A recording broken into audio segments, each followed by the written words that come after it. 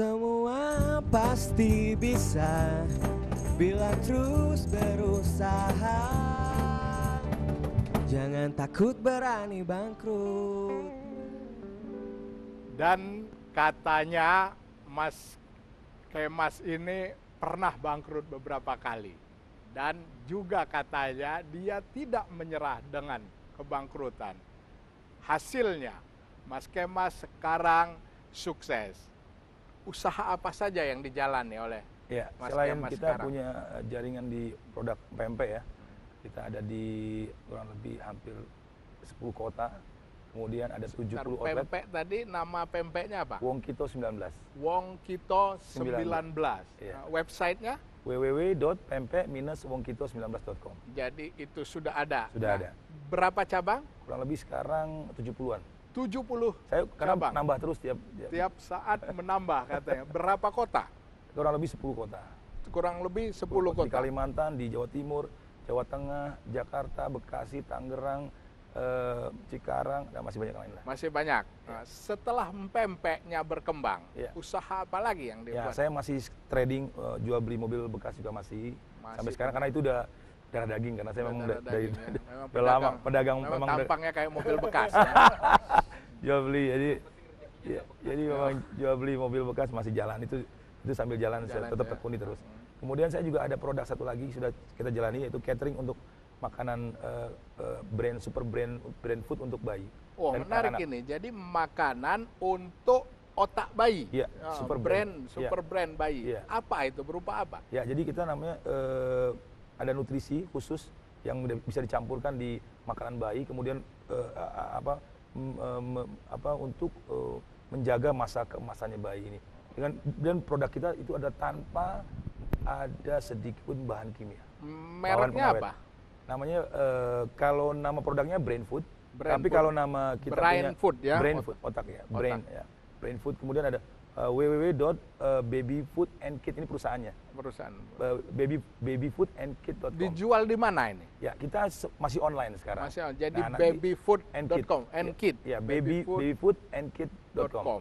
Nah, kemudian ini kan masih selama 3 tahun ini kita jualnya online. Bahkan kita sampai ke luar negeri dan segala macam udah kita pelayani marketnya. Nah, sekarang pertengahan November ini kita mau bikin kafenya.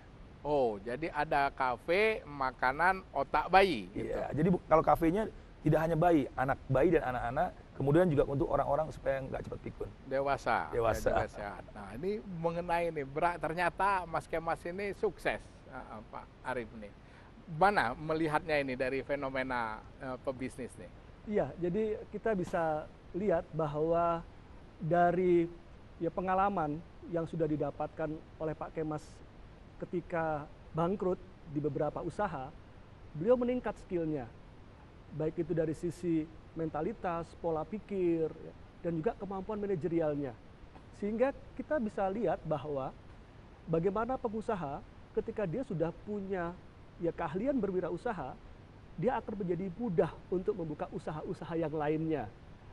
Dan satu hal, bahwa hal yang terpenting bagi para pengusaha adalah bagaimana mereka terus meningkatkan keahliannya dalam berwirausaha.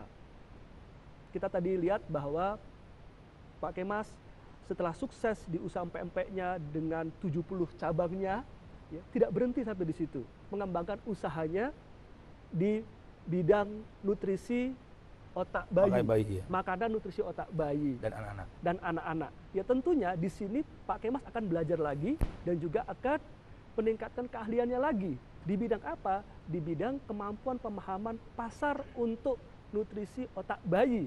Jadi kata kuncinya terus belajar. Terus belajar. Nah, terus membina, kan akan 70 cabang. Iya. Itu kan kita butuh partner. Iya. Kemudian otak bayi juga ada orang-orang lain. Nah, bagaimana membina partner ini agar sama-sama tetap sama-sama maju? Ya, komitmen.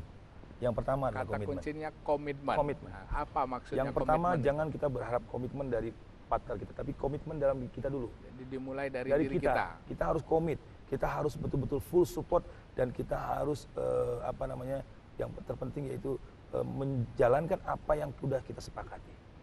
Jadi komitmen adalah kunci penting. Jadi dari komitmen itu adalah menjalani apa yang sudah sudah disepakati. disepakati. Nah, lalu mengelola keuangan. Ya, ini kan akan banyak uang yang dikelola. Ya. Nah, ini kalau kebanyakan atau kurang, maksudnya bagaimana sih mengelola sumber dana atau bagaimana mengelola dana yang didapat itu modal untuk membuka cabang-cabang itu bagaimana? Ya banyak hal ya, banyak. Kalau ini kan namanya kita sudah mengerti. Dulu saya nggak paham makanya bangkrut. Karena sekarang udah mengerti bagaimana kita mengerti cash flow game, bagaimana kita memainkan cash flow kita supaya jangan sampai loss lagi seperti dulu. Jadi kita kelola dengan benar, artinya ada sebagian yang kita investasikan, ada yang sebagian kita belanjakan untuk kepentingan rumah tangga kita, ada sebagian lagi cash flow yang memang harus kita jaga terus supaya ini bisnis tidak terganggu. Nah, bagaimana tuh kan keluarga ini kadang-kadang cawe-cawe itu ya, artinya tante nitipin anaknya atau istri ya mungkin juga ambil keuntungan yang seharusnya untuk investasi lagi. Bagaimana mengatur keluarga besar? Ya sistem Pak, kita harus bangun sistem. Jadi kita nggak peduli siapapun. Kalau dia siapapun, kalau dia tidak sesuai dengan sistem yang ada, dia nggak akan bisa ngambil. Di dalam konteks bisnis itu bahasa Palembangnya kejam ya. Kejam Pak. Jadi kita ya bukan kejam, komit. artinya harus komit Pak. Nggak tega aja pun kejam. Kalau kejam, Jadi memang bahaya, di Pak. teorinya Iya, nggak ada, teori betul. kejam nggak ada. Nggak Jadi- ada. Jadi teorinya itu ada. Jadi konsisten kalau mungkin. kita belajar di ilmu keuangan itu ada yang namanya entity concept accounting, yaitu ya pemisahan antara keuangan perusahaan dan keuangan pribadi. Ya. Jadi walaupun owner harus ditentukan dia gajinya berapa sebulan, Ya. atau dia bisa mengambil memakai uang berapa, Ya. seperti itu. Ya. Dan itu harus ditaati, dan itu harus disampaikan di awal tahun ketika rapat umum pemegang saham, misalkan terdiri dari beberapa Betul. pemilih, Betul. ya, seperti itu. Jadi intinya kekejaman itu adalah taat dengan seperti aturan itu. ya. Aturan sistem. Pak Wahyu, kayaknya makin seru ya. Saya rasa pemirsa di rumah nih makin berani untuk mencoba usaha dan untuk tidak berani bangkrut ya. Ini semuanya nih apa sih nih intinya nih Pak Wahyu nih, mungkin pemirsa baru pada nonton atau mungkin dari cerita-cerita semuanya, silakan Pak Wahyu bisa simpulkan. Memang pelayan saya ini terlalu pinter. Jadi dia menyuruh saya mengambil kesimpulan sekarang. Jadi keberani bangkrut adalah bagian dari bisnis. Orang yang bisnis sukses pasti pernah bangkrut. Dalam konteks Mas Kemas, 3 hal yang membuat dia bangkrut adalah kurang fokus, yang kedua kurang mengantisipasi krisis, dan yang ketiga itu tadi Mas Kemas kurang mendalami kompetensi di dalam bisnisnya. Jadi untuk sekarang kalau ingin sukses sebagai pebisnis, maka kita harus fokus, kita harus punya kompetensi, dan kemudian antisipasi bahwa dunia ini penuh dengan dinamika. Berani bangkrut, siapa takut?